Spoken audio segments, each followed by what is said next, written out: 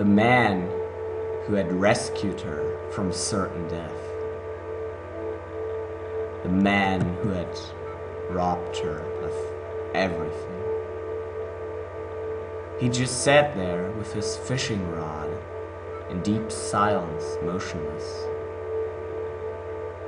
And Nikki sat next to him. She had sworn herself that next time she would see him, she would try to kill him. And now was the time. She could toss him into the black, oily water. She could attempt to strangle him or hang him with his own fishing line. But instead, she just sat there, staring into the black water. At least she could shout at him, ask him if he even knew what he had done to her, but if he at least didn't feel sorry for it, but she didn't. She stared into the black water.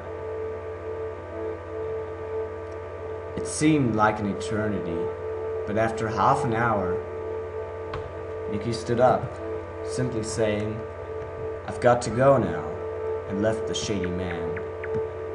For a while, Nikki believed that she heard him ask, "Are you going to be here again tonight?" just as he had done before so many times, in the winter of 2003.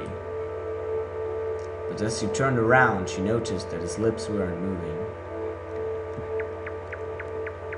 While walking across the bridge, Nikki passed by some more glowing, colorful creatures swimming in the water, but she simply ignored them. She was lost in thoughts, lost in a memory of the winter of 2003. She had fled into a nearby forest, and from there over the border into another country. Days of hunger, sleeplessness, and loneliness.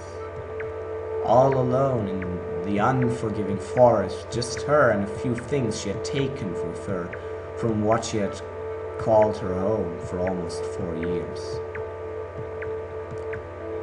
The 24th of December, one day before Christmas Eve. Nikki couldn't feel her limbs anymore. She could barely move, limping from tree to tree. Until that day, in the evening, when she heard a loud shot. A hunter. Somehow, using her last remaining power, she had managed to find him in the middle of the forest, alone, shooting deers. She had collapsed in front of his feet and awakened at his home.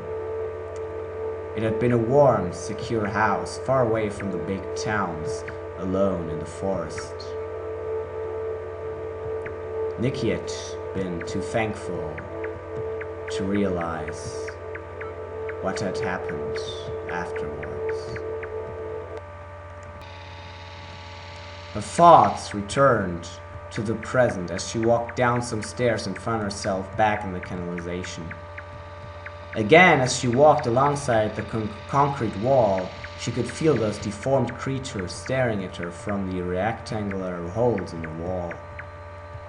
The corridor ended in a single door leading outside.